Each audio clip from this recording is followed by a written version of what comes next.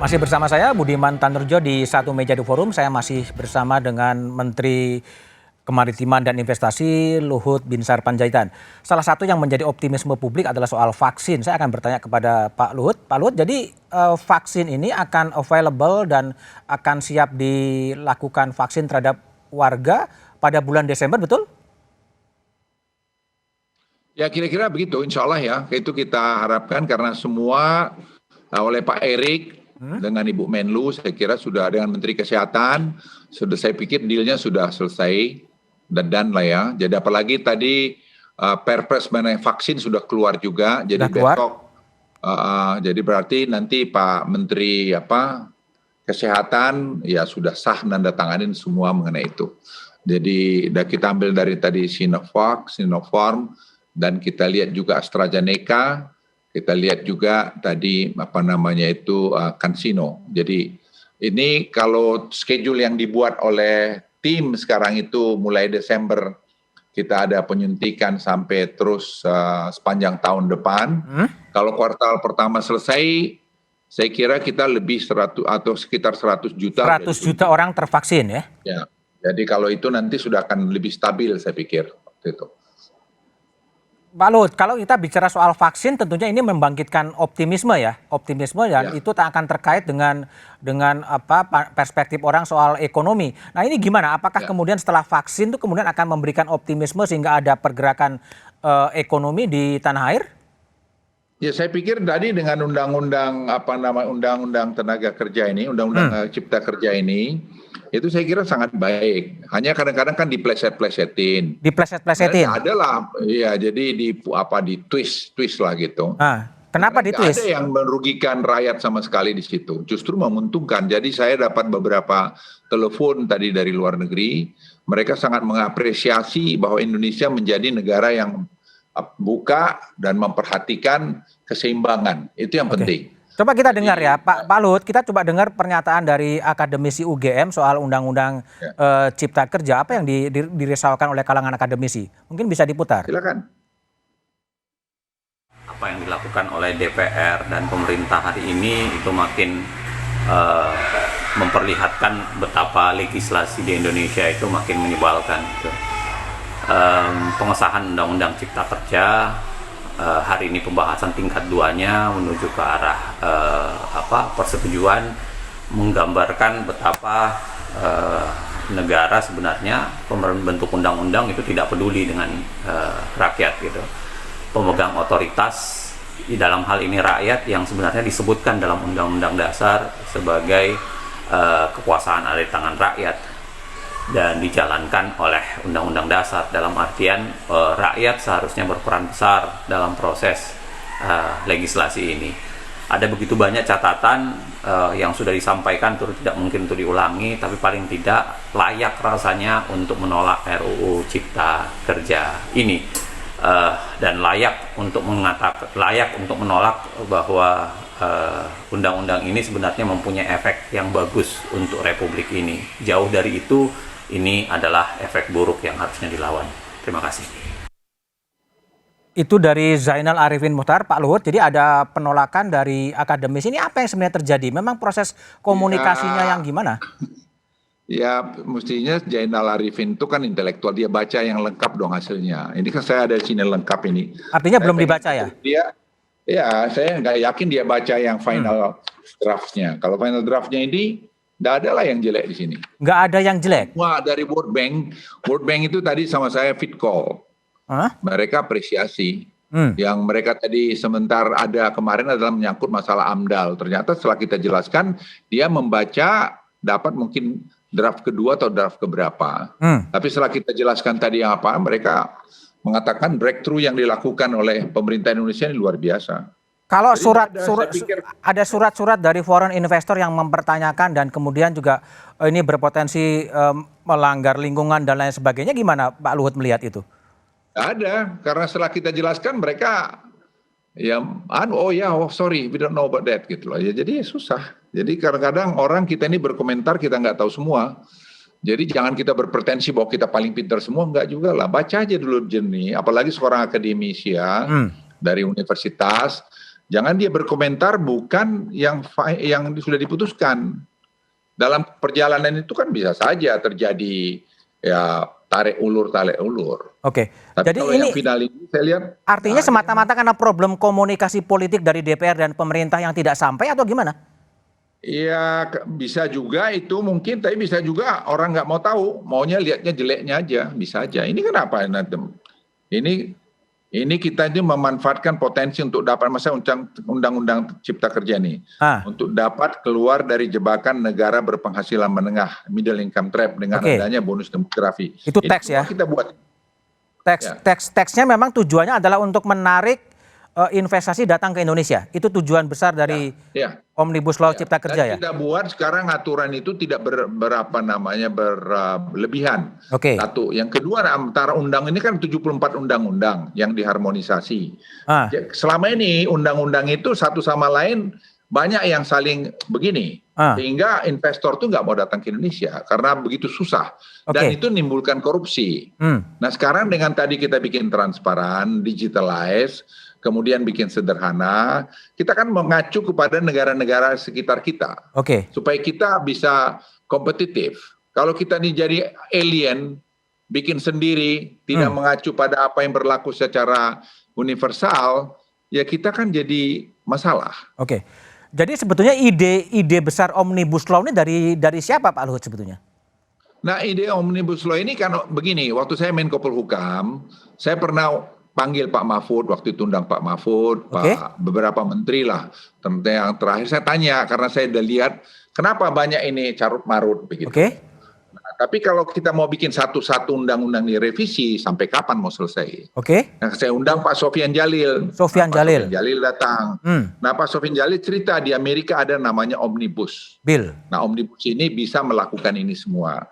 Dan itu jalan. Nah itulah kemudian ditarik. Tapi waktu itu karena belum ada karenanya ya kita pending dulu sampai kemudian presiden terpilih. Nah setelah presiden terpilih kedua, presiden melihat benar juga untuk membuat Indonesia menjadi negara yang kompetitif, kita juga harus punya undang-undang peraturan yang bisa juga sama dengan negara lain. Yang universal, bukan kita mau ngarang sendiri. Sebab kalau kita bikin ngarang sendiri, kita jadi negara yang aneh sendiri lah, orang nggak mau datang ke kita. Saya kembali ke Pak Luhut. Jadi kalau kita mendengar pidato Presiden Jokowi di acaranya Otoritas Jasa Keuangan, kalau Omnibus Law ini goal, akan ada inflow 20 miliar US dollar akan masuk. Itu rasionalitasnya di mana itu sebetulnya? Ya bukan rasionalitas, memang itu ya sangat rasional. Jadi sekarang misalnya sini Sovereign Wealth Fund, itu kan dalam Undang-Undang Cipta Kerja. Itu tadi saya dapat telepon dari Abu Dhabi. Saya bicara tadi sama Minister of Energy dari Abu Dhabi. Telepon. Dia langsung congratulate-nya panjang banget. Karena dia yang assist kita juga. Kan hidup ini kan tidak bisa kita ngungkung sendiri. Kita kan hidup berkawan. Jadi kapan Omnibus Law ini, Pak Luhut, kapan Omnibus Law ini bisa mendatangkan investasi yang dikatakan 20 miliar US dollar? Saya kira tidak terlalu lama. Nggak terlalu lama? Sekarang taruh Omnibus Law ini. Omnibus Law ini kalau pemerintah nanti chip in berapa? Mungkin 5 miliar dolar. Taruh di situ. IDEA mau, GBIC mau, IDFC mau, Macquarie mau, pensiun fund dari Kanada, dari mana-mana ada paling tidak 13. Itu sudah mau. Kalau kita dapat di Omnibus Law, katakanlah let's say 15 miliar dolar. Itu kan kita leverage 3 kali, 45 miliar dolar. Kapan Anda mau ngabisin itu? Jadi artinya kalau menurut Pak Luhut memang Omnibus Law Cipta Kerja betul-betul menjadi solusi terhadap rendahnya informasi. Jadi saya menyayangkan kalau ada tokoh-tokoh muda kita melihat ini tidak baik. Ini yang buat juga anak-anak muda kok di tempat kita ini. Karena saya bilang sama mereka juga, Pak Erlangga kerja keras dengan timnya kerja. Dari kami membantu menyampaikan mana pandangan-pandangan. Dari market kita tanya, dari buruh kita tanya. Mau jadi satu semua setuju ya di sorga aja, pasti aja. Di sorga aja. Jadi pasti ada yang tidak setuju ya. Kalau di bumi ini pastilah ada yang setuju dan tidak setuju. Tapi spiritnya tadi itu, Jadi baca deh. Tapi gimana Pak Luhut tadi yang si dibaca, Pak Zainal Arifin Muchtar mengatakan ada suara-suara publik yang diabaikan sebetulnya. Nggak benar. Nggak benar. Presiden Jokowi itu orang yang sangat demokratis. Sangat demokratis mendengar suara rakyat ya. Sangat mendengar. Dia kan pernah susah. Rakyat itu yang mana jadi yang Beliau didengar? pernah susah. Beliau pernah susah. Jadi Presiden itu berkali-kali bilang, kita harus dengarin nih. Makanya rapat tuh selalu bicara koperasi, bicara tadi KUR, bicara yang begitu-begitu. Jadi apa yang terjadi kalau kemudian Pak Jokowi sangat mendengar suara rakyat, tapi kemudian rakyat mengatakan tidak didengar, akademisi tidak didengar? Ya, rakyat mana dulu? Nah, yang makanya didengar rakyat yang mana? Ya, jadi kan rakyat itu kan tidak mungkin 100% suka sama kamu. Jadi apakah kemudian rakyat itu ketua umum partai politik itu, Pak? Ya, enggak mesti begitu juga. Kan rakyat umum kalau dari hasil survei yang kita lihat, masih happy kepada presiden itu berapa puluh persen, kan masih tinggi sekali. Ya, dibandingkan dengan penguasa-penguasa yang lalu, saya kira hasil surveinya Presiden Joko Widodo masih lebih baik.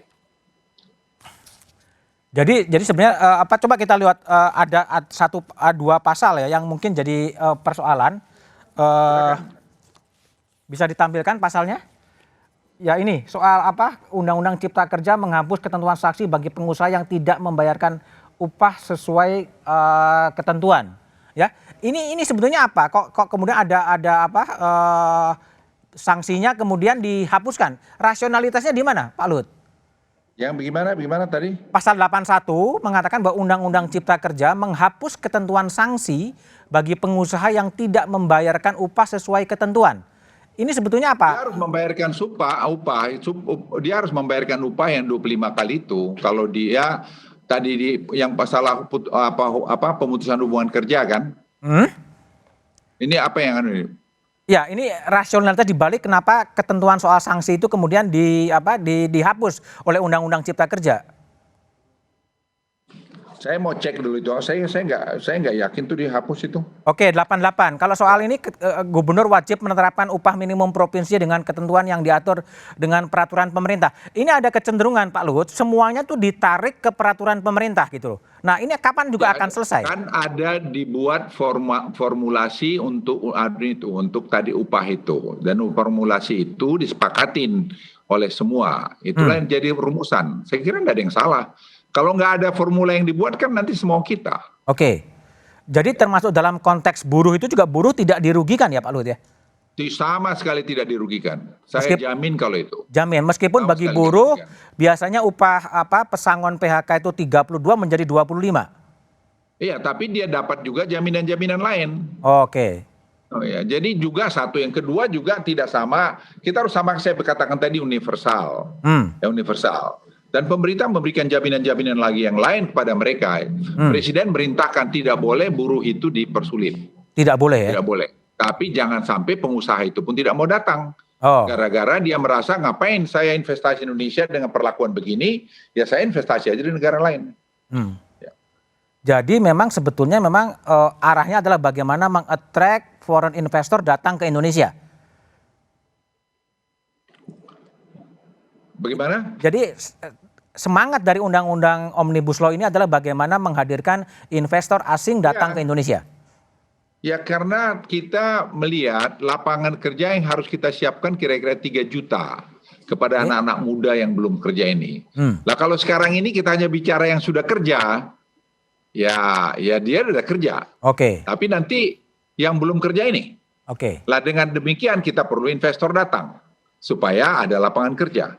Kan itu rumusnya. Tapi juga ada pengamat, termasuk tadi Faisal Basri sebelum acaranya mengatakan Undang-Undang Cipta Kerja ini salah resep kalau memang untuk mendatangkan investor asing sebetulnya. Karena problemnya adalah pada soal korupsi yang tetap merajalela dan juga soal birokrasi yang juga masih begitu beratnya dihadapi.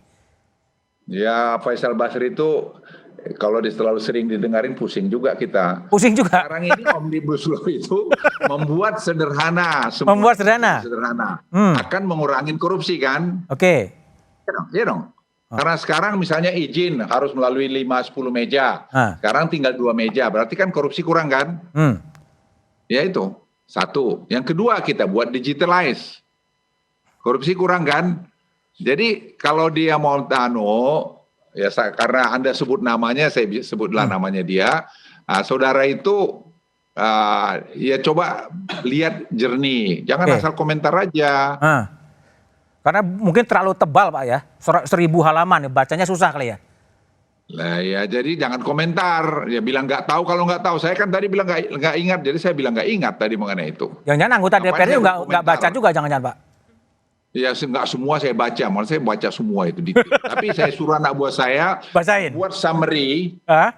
tim saya buat summary di mana saya titik-titik yang perlu saya Oke, oke. Tapi gini Pak Luhut, sekarang kan gelombang unjuk rasa ini kan juga tinggi di berbagai tempat, penolakan-penolakan dari akademisi, dari pemuka agama juga cukup besar. Bagaimana pemerintah merespon itu? Tapi jawaban Pak Luhut setelah jeda berikut ini.